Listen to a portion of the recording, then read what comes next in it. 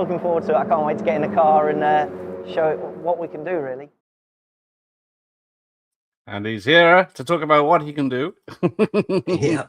Craig, how are you, sir? I'm good, thank you. Yourself? I'm good. Staying out of the rain that we've been enjoying in this country for the last 45 days. Yeah, it's lovely weather. It is. Have you got your slicks on, ready to go? I wish. Hopefully the sun comes out soon. But yeah, I think, what is it, every day so far in 2026 has rained. Yeah. So That's crazy. yeah, it's fun. We'll get the snow soon. Do you go drifting in the snow when it comes out? No comment. I do enjoy it. I mean, it never comes though, does it? That's the problem. No. It always says it's going to come. Like forecast some the other day, and I was like, oh yeah, we can have some fun in the car, and then no snow. Yeah, I'm on the coast in Western-super-Mare, and you get a dusting at the most, and it still brings it to a standstill because everyone's just like sliding across the pavements and stuff. But yeah, yeah, we just get bad ice, and then but no, it's all right though. I don't go that fast on that. I always get told I drive like Miss Daisy on the road. So I was going to ask, how have you still got a license? Surely you've lost all the points you can ever have. Never had points. Never had points. So no, I guess I get to release it most weeks on kind of tracks or on a film set. You know, we get to drive fast and do some crazy things in cars, and I'm quite happy just getting my coffee cup and chilling and putting cruise control on when I get on the road. And you know, as long as I get from A to B, I'm happy. Okay. Have you been on that? What's it? The German road where it's no rules. Autobahn. Family mobility. Yeah, the autobahn in your family car. Yeah, I was racing out there once, and my engineer and myself had to go from one track to another, and I think we were full throttle. We didn't lift off the accelerator for about an hour and 10 minutes. And in the end, the car was telling us to pull over because it needed to cool down. So, I mean, it's an unbelievable road, but wow, and we were full throttle. Like, we're in a Skoda estate, so we were probably doing 130 miles an hour. And there's cars coming past us like we were stood still, and you think, wow, it's incredible. That's crazy. But it's not, is it dangerous? Or is it just people are so... I found it quite safe. Because everyone moves out the way. I think that's the biggest thing, is everyone respects each. You know that there's going to be quicker people. So even though we were doing 100 plus, you'd still move out the way, and people would just come past, and and then you just read the road very well. And I don't know how we would do it here in the UK. I know. But I think it would cause chaos. Yes. One pothole and the system would fall apart. Just the one. There's a few. But yeah, because I remember I used to have a TR7. Yeah. And I was doing 120 in that on a dual carriageway, I believe, with my mother in the car. She didn't notice how fast it was. And I didn't, because it's a nippy little car. You don't really feel it. Thing is, when you get there so fast, it's you kind of don't realise it. And then I think nowadays, because the roads are so busy, it's a bit more difficult, isn't it? But then the cars are so safe, and you can feel like you're going a lot faster or a lot slower than you actually are. So it's But the potholes are break the law. No, me neither. Do you get to go through Wales much, where it's like 20 miles per hour everywhere now? That's a nice. I haven't been. There's a couple of tracks that we used to go to over there, and I haven't been since they've lowered the speed limit. But I guess I'll get that joy at some point. But it's just like it's like same as London. Like, I was working on a night shoot in London, and we finished at 3 o'clock in the morning. And driving out of London, everywhere's 20, and I'm like, put cruise control on just so I didn't, get done for speeding. But I mean, the roads were empty, and you just think, why? Time zones, have it where school times 100%, like when it's busy, when there's people around, kids around, 100%, 20 miles an hour. But middle of the night, I was just like, wow, it took me so long to get out of London just because, you sat there at 20. But, I guess rules are rules. Yeah. Well, it's about 25 years ago, I was in London in the centre doing some work at Oxford Street or something. We left at 5 p.m. we didn't get to Heathrow, which is only about 5 or 6 miles away, until like 4 or 5 hours later, because it was just bumper to bumper traffic lights. There was just no movement. Yeah, I mean, I'm up in Nottingham, and it takes me the same time to get to the M25 as it does then from the M25 into London. So you kind of like, okay, but that's just what it like. It is what it is, isn't it? And just that's what I mean. Just sit with my coffee cup and smile and have my music up. Well, yes. Is it Enya and Kenny G, or is it something more? No, all acoustic, chilled out, fully, zoned out when I'm driving. It's a bit of time just to reflect, isn't it? Really, it's nice just to chill out before a crazy kind of work day or work night, really. So if you are doing hundreds of miles per hour after that, when you get there, then you have to go back to the car. Do you still drive it, or do you let someone else? Yeah, no, I always drive back, and I'm a pretty bad passenger. But like I can switch quite easy. The only time I ever struggled was when I did a 24-hour race in racing, because you were constantly at 180, 190 miles an hour for such a long period of time. I flew home and got back onto the motorway, and I was like just driving along behind it again, middle of the night when the plane landed, and just driving along the motorway, and I was like just plodding along, looked down, and the speedo was quite far around. 75, 26 maybe, yeah, was it? 76. But like that, that's when I kind of really kind of opened my eyes to being right, you've got to be conscious of doing it, because you get that used to speed and that used to kind of the acceleration, the G-force, it's just a natural thing. But then you've got to remember that everyone else on the road doesn't quite get that opportunity and that experience. So, there's no point doing anything crazy, but it's sometimes hard, when you have that adrenaline rush and that buzz, you just to kind of like stop yourself. And that's why I normally love my cup of coffee, get my coffee and chill out. And it's there we go. Yeah, but because one-handed, just armrest up. Cruise control. Yeah, music up, cruise control on. I guess they don't have the cruise control on the 24-hour races, so you can just do the same thing. No, that's tricky. Like, they're always those long races. The concentration levels are incredible, and probably very similar to a film set as well. Because like with a film set, you've got that split, right? 3, 2, 1, action, and we could be waiting 20 minutes for light. You could be waiting for camera to do something, and then all of a sudden you get that go. And you have to be so switched on just to get it right. And obviously there's a lot of, people around, a lot of like, especially on a normal film set, there's like you're going through kind of like with cars everywhere and every single person driving and pedestrians, doing all of that. They have to be so switched on for everything around them. And I think the similarities between motorsport and the film world definitely cross paths more than I ever thought they would. Okay. Yeah, because let's have a look about your first film credited. It's Mission Impossible: Rogue Nation, like 11 years ago. Where are you in that? So with that, the connection from racing to kind of film work came from I coached for Wade Eastwood. Okay.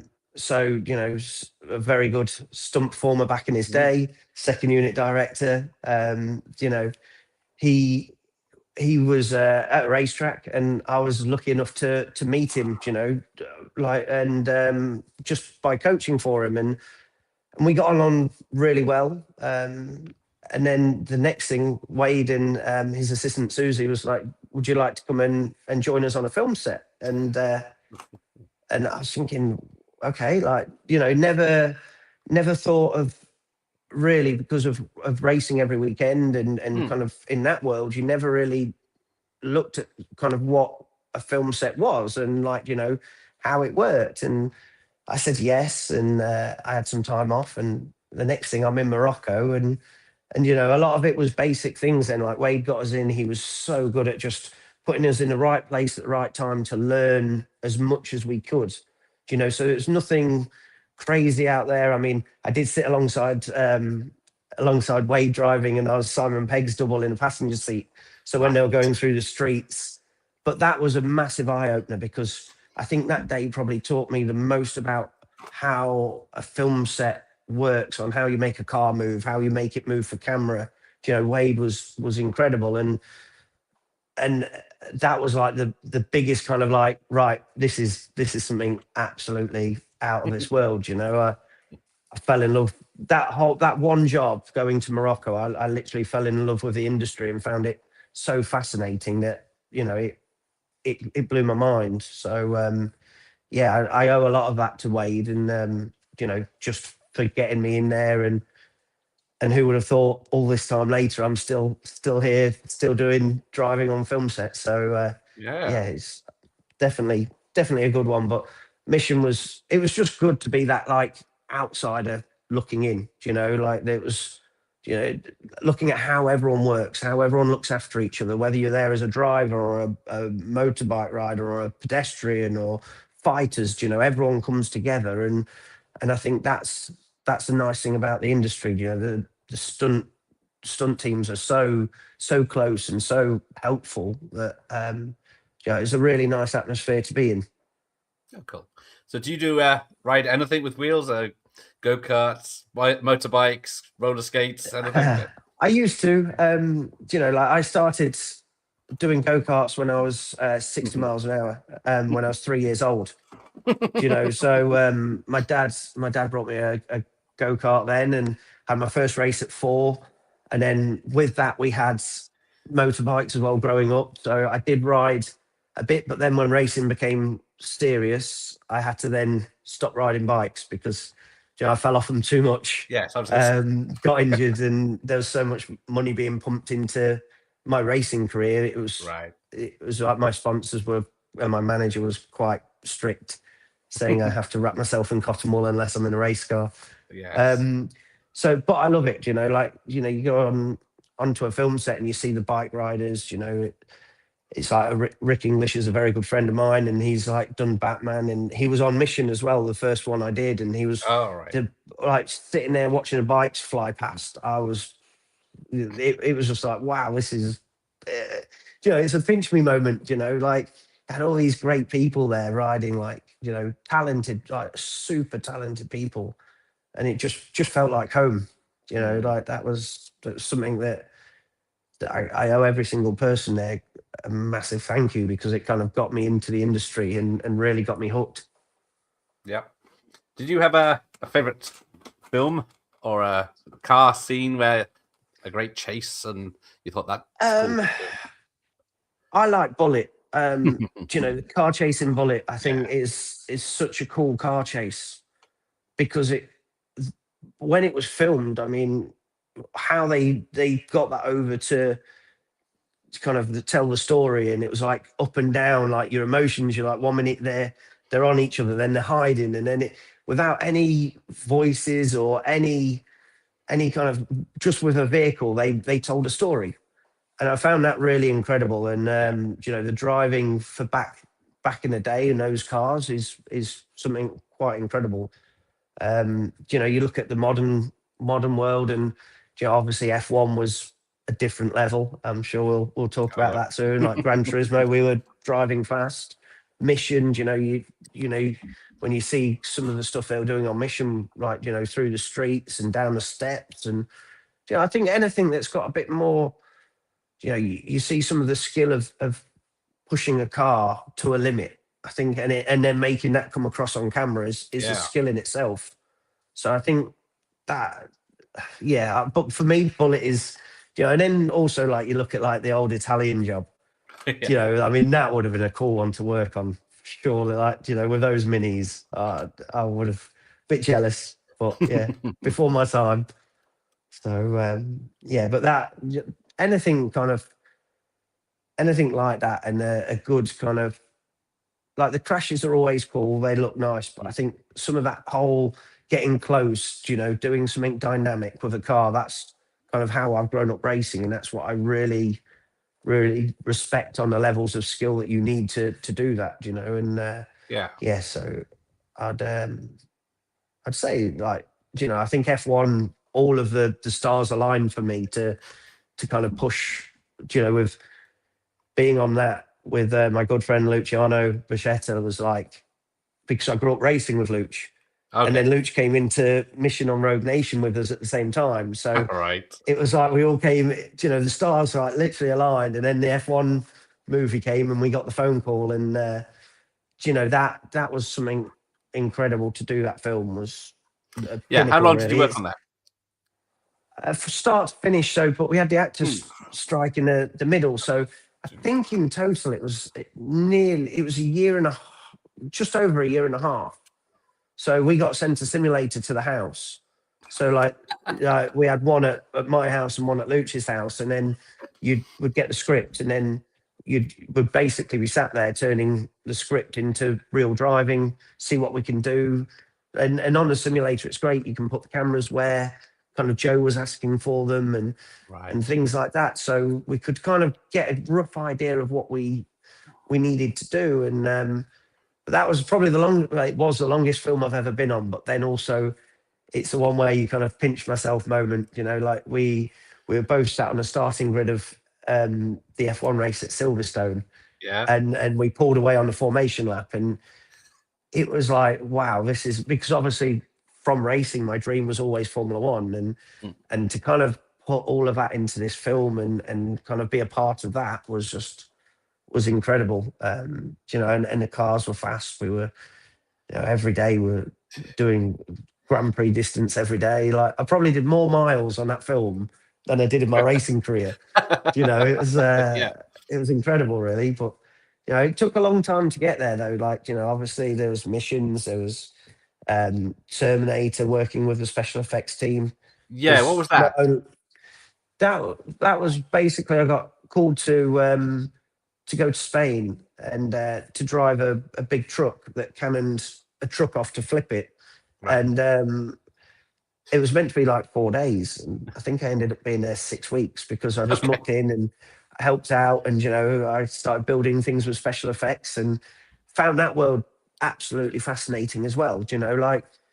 Because seeing some of these things that they were building and flipping, and they're like, it was incredible. And I was like, wow, this is cool. And then so I love mechanics and engineering from racing, and it kind of like grew that then I became a handy person with the special effects team and just an extra pair of hands. And so that was really interesting as well to see where the stunt team kind of go home, the special effects team are there rebuilding things for the following day.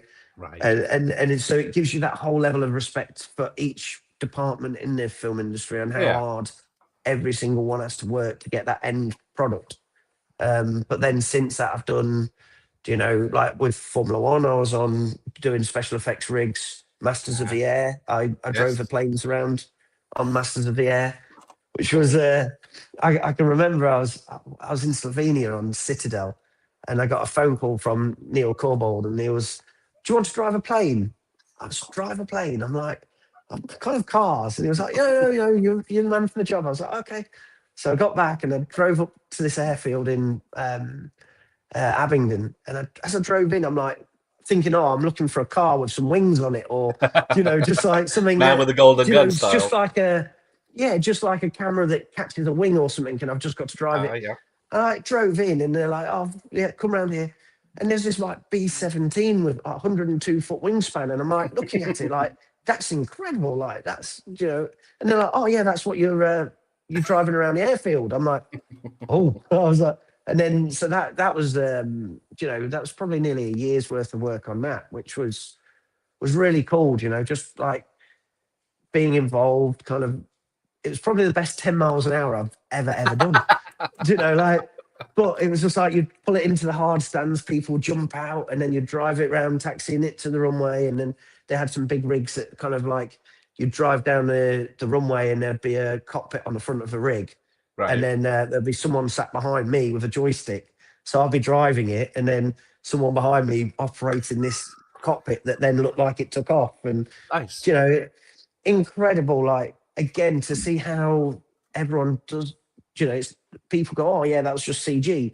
And these guys aren't. These guys are coming up with these ideas and ways to do it, and it's just unbelievable. Like, and to be a part of that, like the special effects world as well as the stunts, I've kind of been a very lucky boy in my 12 years of being in this industry. Yes. You know, it's you know, definitely something that I kind of look back and really enjoy and take. You know, you never take a day for granted because you see how hard everyone works, how much they enjoy being there, and you know, you see all that hard work put into an end product when you watch it in the cinema or on the telly.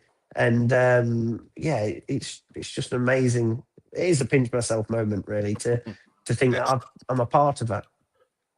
Because I can see Napoleon as well. I don't remember any cars or planes in that one, but yeah, Napoleon special effects again. I was firing. We did some cannons. I did the horse flip, the carriage flip, so towing that in with a car. Right. And then one of the explosions, we towed one of the carriages in with a car, and then it exploded.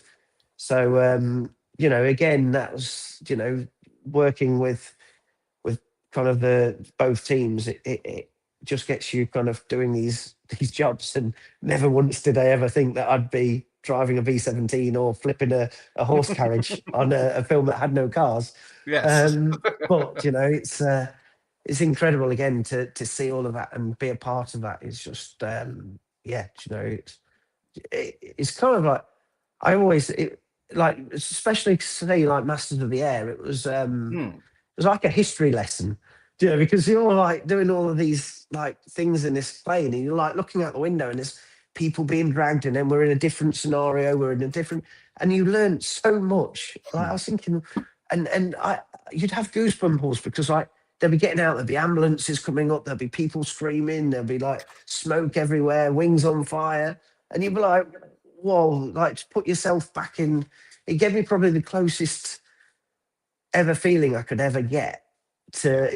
It was like a 3D experience, you know, of like what, you know, well, it felt like you were kind of there in a way. And again, a massive level of respect to kind of like everything to do with kind of what Masters of the Air was about, like the war and everything. It really opened my eyes, and but they did such a good job. But I mean, we were like, that was in COVID time, and I can remember every day was a COVID, like, you know, COVID test. But they did such a good job to kind of get that film or get that series ready and out. It was incredible. Yeah, so it was, like I said, a history lesson. Was it most of the people never came back? So, Yeah, you know, landed yeah. prisoner war camps and all sorts in that one. Yeah, I mean, we were painting B-17s with different colours, different stickers, every single, like, you know, because there's that many different planes that it had to be, because there was obviously those planes that didn't come back. And you know, it's such a kind of incredible experience, but also like a touching one as well, which was nice, you know. And I think that whole time on that, it was a job I absolutely loved. You know, like I said, best 10 miles an hour I've ever done. And every day you kind of went to work with a smile on your face and finished with a smile on your face. So it was really, really nice job for me, that one. Like, you know, up there with one of the, like, with the best ones I've done. But yeah, it was, I've definitely been lucky. Definitely been lucky. I'm not jealous. Did you get to meet Tom Cruise on the first Rogue Nation, or was it later on in or one of the many other films? No, we kind of, Tom was amazing. Like, he always came up and kind of said hello to everyone, and you know, made everyone on set feel very welcoming, very kind of part of a team. So you know, I met him on that one, and you know, he's like, you know, same met, like you again, just a hello, and off he went, because he's, you know, busy. so busy. and you know, it's and same with Simon Pegg. He was the same. He kind of would say hello, but then, you know, you have to, like, it probably, you knew what they all did until, but then when F1 came about, obviously that was a bit more in depth, and like, we're driving the cars with actors following us, and they're saying, we've got to kind of say their lines. So like, we're remembering like where they've got to look and where. So because it's a single seater, you're doing that from a car in front. So it was like you had to live and know what every last detail of what they needed to do, plus getting a car around the track at 180 miles an hour. And then they're like, it really opened my eyes that these kind of actors and actresses they're like sponges. They're so good at absorbing so much detail, so much content, and then just reeling it off. And and the same with like Tom, not only is he doing his own stunts, he's also acting. He's also saying his lines. Like Brad and Damson on F1, like we're pounding around Silverstone as fast as we can go, and they're like, doing all of their lines, looking in the right mirror at the right time to the camera that moves. And we've got 6 cameras on the car, and they have to look at a certain one at a certain point, and it's just mind blowing that the level of professionalism in there is, again, like I said, like the connection to motorsport is like how professional you have to be in both industries to succeed. And it's again, it's just like one of those pinch yourself moments when you're going around a racetrack with Brad and Damson and Luch, one of my best mates that I've raced against my whole life. I was like, I don't know how I'm going to beat this in everything else I do is like where the level you've got to always go, right, I want to improve. And I mean, now it's like, right, well, what's next? It's Well, I think Slipknot sent me a message. He said, what about F2? Or F1 2 or F1 Part 2? Or I think they were sort of announcing something this month, weren't they? I think, it did well. I think it did well. Probably better than anyone ever thought it would do at the start of when it all kind of came about. It shows that in the fact that it was only ever going to be released on streaming.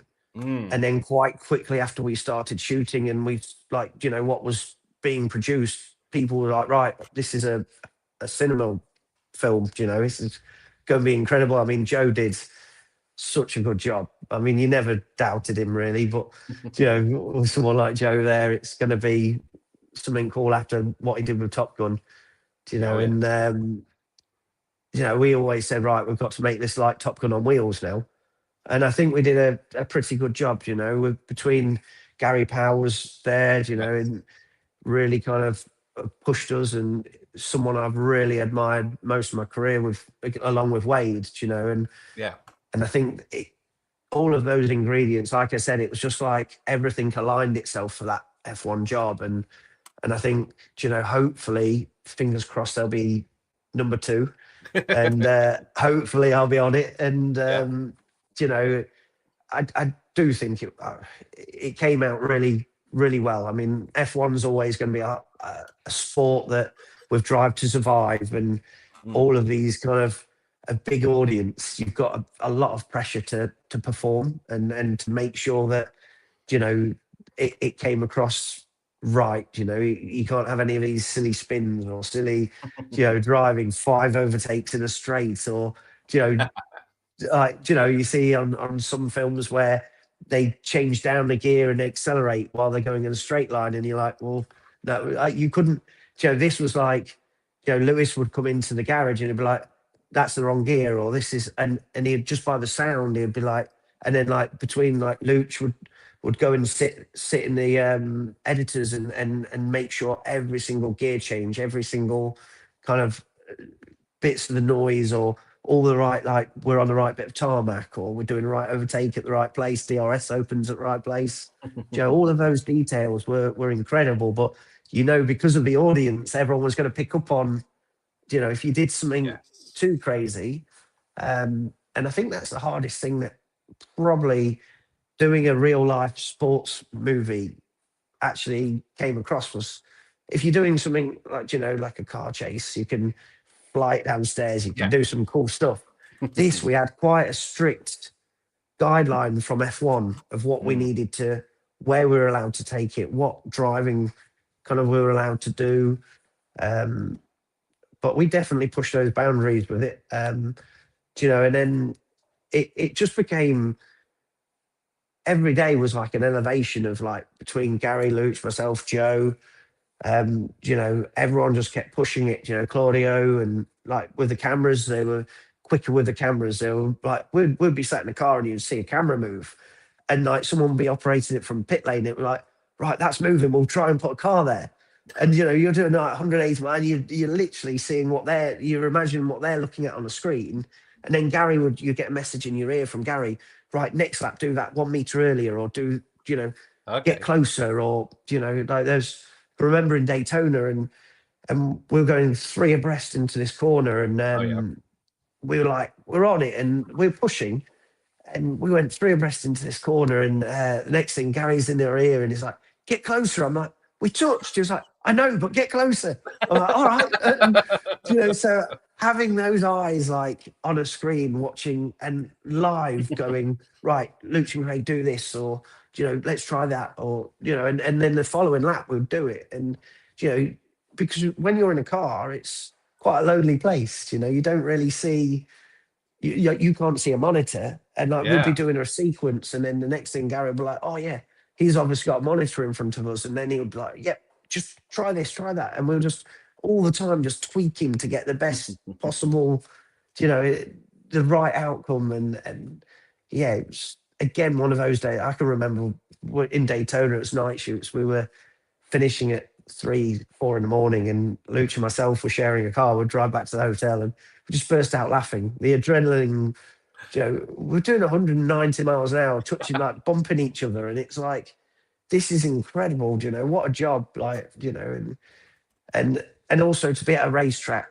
kind of where we grew up, and to be putting all of that back into something that people are appreciating. Because I think in motorsport, a lot of the time you are appreciated, but if someone comes along with money, you can be out of a seat quite quickly. Whereas in this world, it's like, if you're good, they appreciate you and take you further. And I think that whole feeling of you doing a good job every day, putting something onto a screen, and every day you've got kind of like Joe and Gary, and, you know, back in the day with Wade, they would all be like, oh yeah, this is, you know, you've done a good job. And it just made you, those moments that you kind of really enjoy with a film, because you know, nice. I think it's something again, like I said, 12 years ago, I never really thought, if someone said to me, right, you're going to be worked on Mission Impossible, worked on like Terminator, The Mummy, you know, did Masters of the Air, driving a plane, did Gran Turismo, Formula One. It's just like, I would have probably laughed and gone, that's like lottery winning moments. Yes.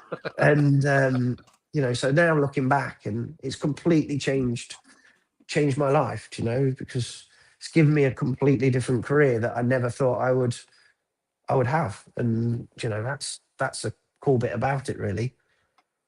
Yeah, you're just showing off now, so we'll have enough of that. No, it's hard, isn't it? Because, like, I think when you're in a bubble, like, it is, sometimes you forget how cool that world actually, like, you know, you're just like, oh yeah, I'm just going to go and work on F1, or like, you know, like, and because it's, you work with the same people, job to job to job, and, you know, you kind of just go into work with your friends, like, you know, a lot of people just go to work, and and you kind of like sometimes have to stop and step back and then go, actually, this is probably one of the coolest jobs I could ever dream of. And I think that's, yeah, you know, and not only from driving, like the whole world, like when you see these fighters, some of the stunts where they're jumping off buildings, and everyone is so talented. It's just one of those worlds that you kind of like, this is just incredible. You know, like you're around elite people in every single discipline. You know, so if you're doing a job and, you know, there's a fight scene, you see these guys fighting, and you're like, whoa, like what they can do. And hats off to every single one of them. Like, you know, like I said, with Rick and his bike riding, he trains so hard. Yeah. And he's so good on what he does. But Rick not only does that, he does all the fighting, he does like, it's so difficult to be at the pinnacle of what everyone does. And it's such a, you know, I think you see the final product, but the hard work behind it for all of the performers is quite an incredible thing to to see, you know, and the effort and the time that everyone puts in.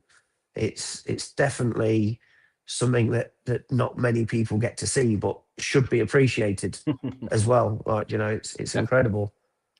Yeah, because well, F1 films were just over 2.5 hours, but there was like 10,000 hours of footage that they had to make it. Yeah. So Yeah, we had some driving time. You know, yeah, like I said, most days we were doing probably a Grand Prix distance every day, and so it was very, very intense. You know, you've got Brad and Damson driving the cars. You know, we're out on track with them. You know, we'll trying to obviously make it as authentic as possible, seeing that they're pulling the G forces. They're doing the lines. Obviously, they would then get out, and Luch and myself would then go for runs and get close. And you know, we'd have like Duncan Tappy, we'd have a few guys that I grew up racing with, or Luch and myself grew up racing with. We got them as like camera car guys, extra people on track, and it was incredible because we were filming at such a high level, like of speed, of precision. Like there'd be some times where, you know, we'd be doing 190 miles an hour and there's probably an inch between us. And there's three of us doing a move. And, you know, everything was choreographed, thought about, done on the simulator, brought to the track, practice, got closer and closer and closer to get that final bit. And I think that was a bit that really kind of opened my eyes, was like, it's so intense every day. Yeah. It was so cool, but also quite you know, like when it finished, the relief that, like, you know, when we kind of last day of filming, it was like, wow, it's sad that it's over, but also, you know, like considering how close we were every single day, we got through it very well. Like the whole structure of how safe we were, what we did, what we produced was, and the end product, we were kind of, yeah, it was like a relief that we've got through it, but also, like, you know, I miss it every day now. That's the one film that I think I'll miss. You know, I think even the second one, like, you know, I think the first of everything, you know, I think the first of one that you do, it's like anything, it's fresh, it's new, it's exciting. I think the second one is like, right, now what, like, if I'm on it, what can we do to make it better? Do you know, like, how can you know, obviously the story will have its ideas, but from a driving point of view, how do you make the driving look even cooler? You know, like, I was been trying to think. Yeah, I think there is new things, like you see F1 at the minute testing with their new regulations. It's a different style of driving, a different style of racing, so that's going to bring fresh ideas to it. Right. You know, so there'll be a lot of research. You know, Luch and myself will come up with a lot of things that, you know, but then also it does always go back to what the script is and story of where you're going to go. And I just like the idea of trying to tell a story in a car, you know, like, and I think that's what kind of F1 did. There was a few sequences where it didn't really need too much speaking. We did everything in a car that kind of put people on the edge of the seats. And I think the credit to everyone, you know, the camera, the sound, you know, you can see how many awards it's been up for. You know, in every single, like, the sound, cameras. Yeah. You know, we were in LA with the stunt one, and it just hats off to everyone on that film. There was such a nice bunch of people. You know, it was like a family traveling. It wasn't a massive crew, but it was like we were going from track to track to track to track, and it was just like, right, this is a close knit, get it done. You know, like some days you'd be on an F1 event and you'd have 4 laps. So with the crowd there, you'd get a 4-lap window. So you'd have to go out on track and get that shot in 4 laps. It wasn't like, you know, F1 left and went to the next track. So it wasn't like you could come back the following day and reshoot. You know, no pressure at reshoots was nothing. So yeah, there's no pressure at all. You know, it's like F1 were like, if you stall on the grid on the formation lap, that will delay Formula One. You know, and it's like those details. Like people from the outside probably thought, oh yeah, they just CG'd that. No, we were like, it was so cool. We were sat there on the grid, and like I'm there, and like, all the mechanics are pushing all the F1 cars past us on the grid, and I'm like, then everyone disappears. I'm like, oh, this is I start to feel my stomach going. I was like, "Whoa, I'm a bit nervous now." And but that adrenaline rush is kind of what I live for and what I really enjoy. And I think doing what we do and like producing kind of the driving scenes that we can, it definitely is something that really like inspires me to push myself even further. Yeah. So my friend Ben, he sent a message. He's an F1 fan since '92. This movie was above and beyond his expectations, an astonishing piece of work from all involved that make it as authentic as possible. So yes, it was his and my film of the year last year. So yeah, I've seen it 4 times now. So I think it's one of those films as well. Like, I mean, my dad said it. I went for a walk with my dad the other day, and he was like, he's probably watched it more than a lot of people. But it's like it's one of those films that you watch over and over again, and it kind of gets better. It's good the first time, but then you watch it again, and it's like you notice something new or a bit of different driving, and obviously he's got a lot of detail because of when we were filming, he knew what we were doing. But then he's like, yeah, the level of detail that we went into to doing it, and when you watch it, you see that come through on the screen. It is one of those films you can watch 2 or 3 times, or even if you've got friends around, put it on the TV and have it in the background. It's one of them easy watching, really cool films. You can either take it seriously or just have it as a cool film in the background to watch. And I think, they did an amazing job. Like Joe was incredible. Like such a nice person as well. You can't. I never thought that the closeness that you'd get to these people and what they would kind of how they would like. It's their passion. Like they ooze like the passion just oozes out of them, and it shows. And I think that's the nice thing with it is every single person on a film set, not just F1. I mean, I'll always talk. It's probably the closest one for me to my heart. But every film you go on, the passion that these people have that produce it shows in a film as well. I think you can really see like it come to the final product, and I think that's also what motivates you as well when you see so many individuals that passionate about what they do. I think it's definitely something that inspires you on every kind of level to go, right, I can go more, I can go bigger, I can go faster, I can do another big crash, or it's yeah.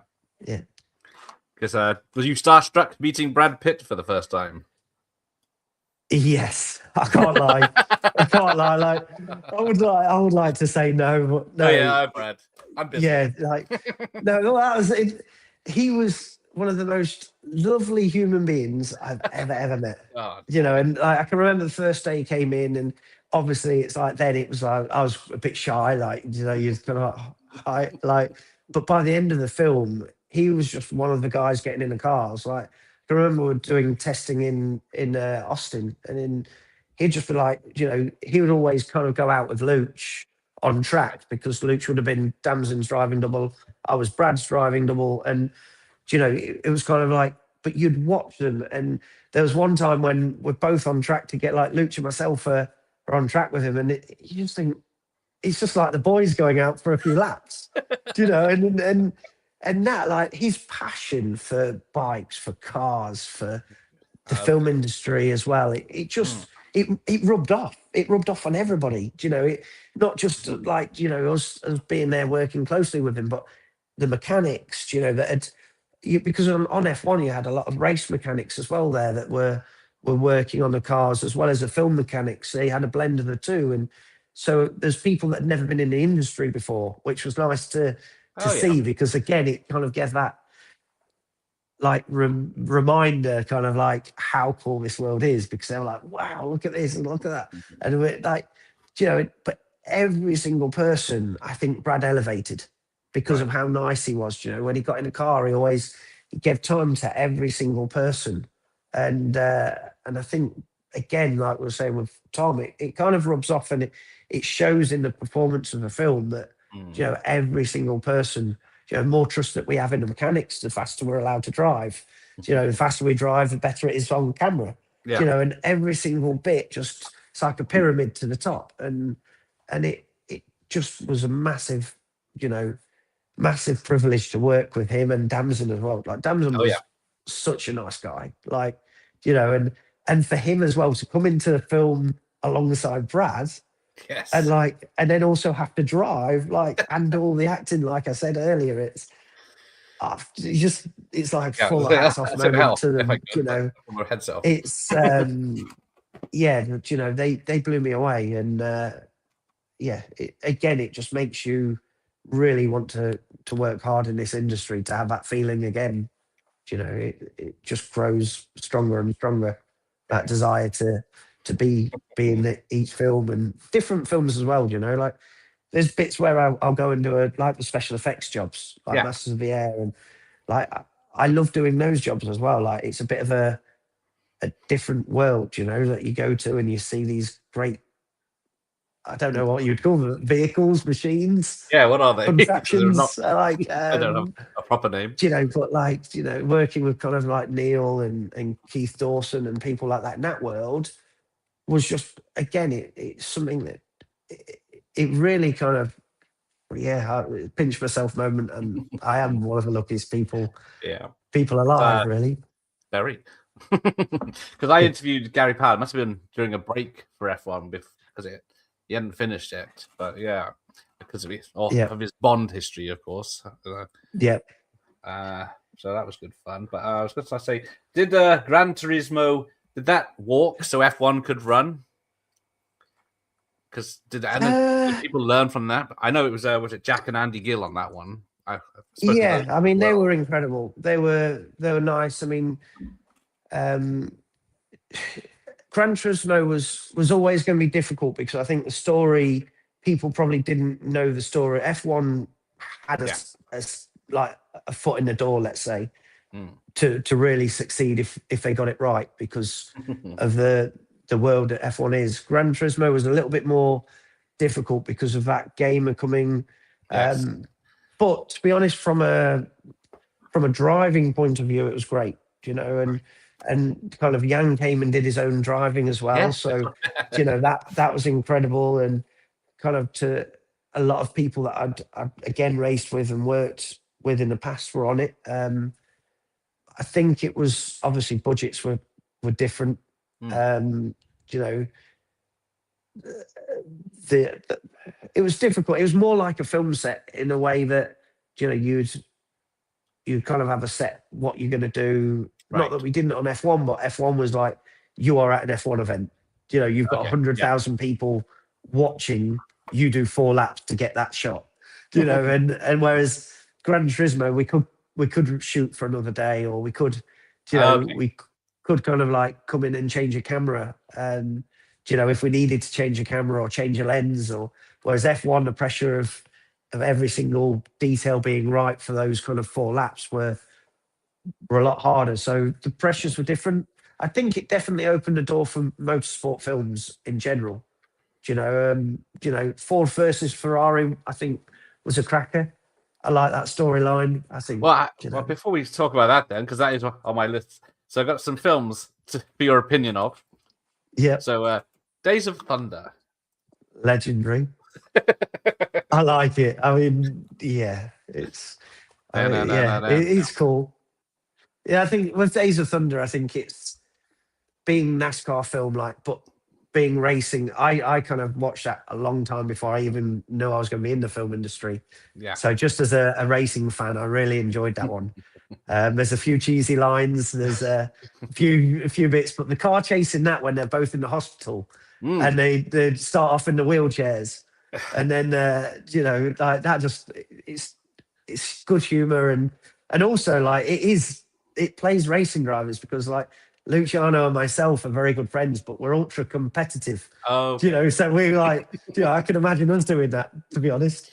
So yeah, a very good film. I like that one. All right. There's the Ford versus Ferrari, or was it called Le Mans? Storyline, yeah.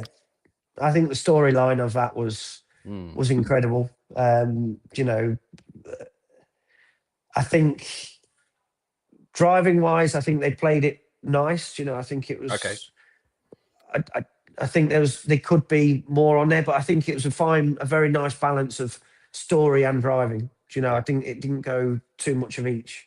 Yeah. You know, I think again it was kind of an early racing or earlier one. You know, when you look at what they did with Formula One, with how all the cameras rotated and things like that, I think they took it to another level. But I think Ford versus Ferrari took it to a real strong level, and I think the storyline was great as well. Yeah. Okay. Turbo. One of my favourite films. That is like, because it's about the Indy 500. Yeah. That's one race I've always wanted to do. Okay. Growing up, I've had friends that have raced, are racing in it this year, and I just find it absolutely, for a kids' film to kind of give that kind of introduction to motorsport, to kind of watching like film world motorsport and fun. It just ticks the boxes. You know, I mean, who can't love a racing style? Rush, of course. Early 70s Formula One. I mean, that 70s Formula One is my dream era of what I would love to racing. So I love that film just for knowing Niki Lauda and James Hunt. You know, like growing up, like James Hunt was one of my dad's favourite drivers.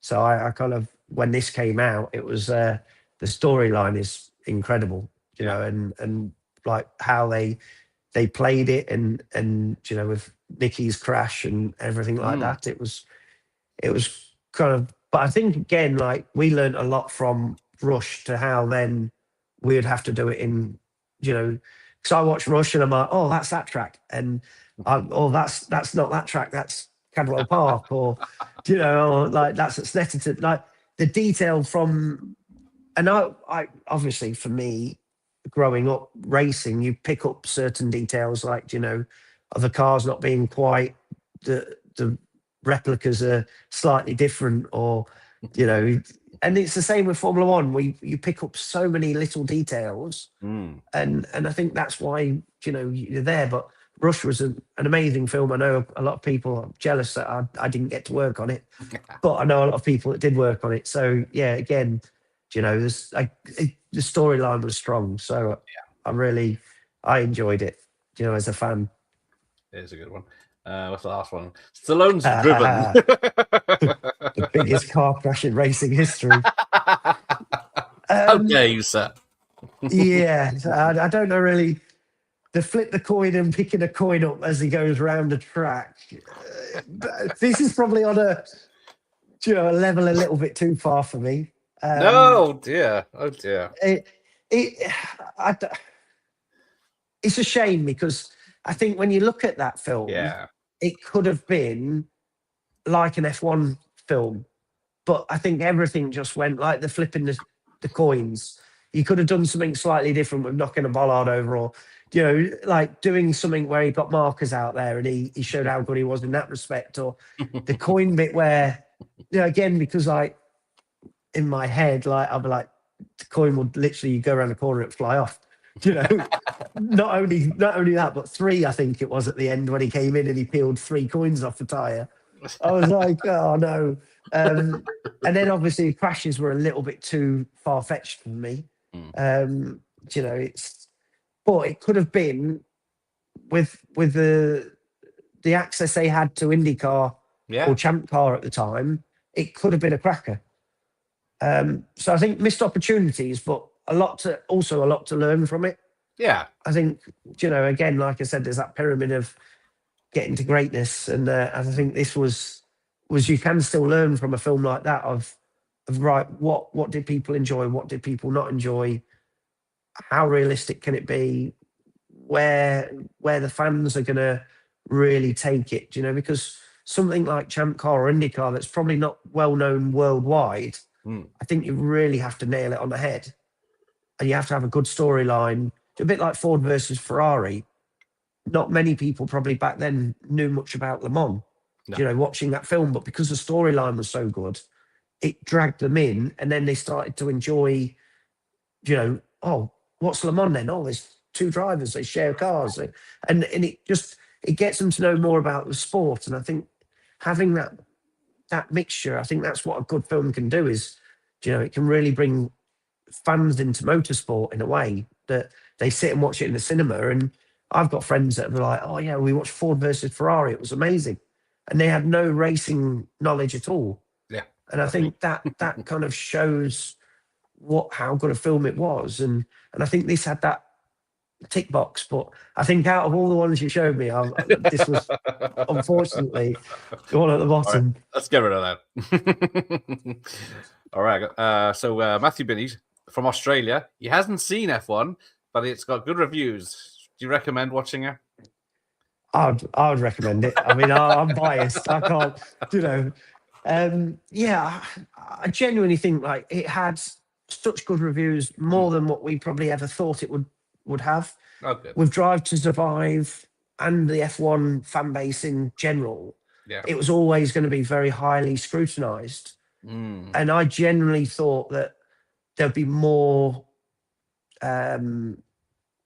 negative comments about it than there actually has been. And I think to keep it authentic, to have Lewis Hamilton go through it, to have kind of Luciano and myself there to do the driving and keep the driving. We would never do a move that was not a move that you couldn't do in a real Formula One car. Right. So I think that kind of kept it, Joe kept it real. Everyone just kind of kept it going in the right direction. And I think, my biggest worry at the start was always going to be, what are people going to think about this film? I didn't want to, obviously growing up since I was 3 years old when I started racing, I dreamed of Formula One, and I still love the sport. And it was something like, how do we do that sport proud? How do we?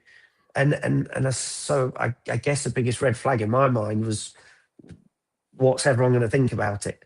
And especially with Drive to Survive, because you've got a lot of new fans come in. They watch Drive to Survive and they probably haven't seen much motorsport before that. And then, so they believe what they see on just the Drive to Survive bit, which obviously, like we all know, Drive to Survive, they put bits that are going to make it good telly. And so I was thinking, oh no, but it's had such good reviews. And, it's one of those films that I can, I'm proud of. But then if I wasn't on it, I would also say it's an incredible film. And I think that's, it's definitely worth a watch.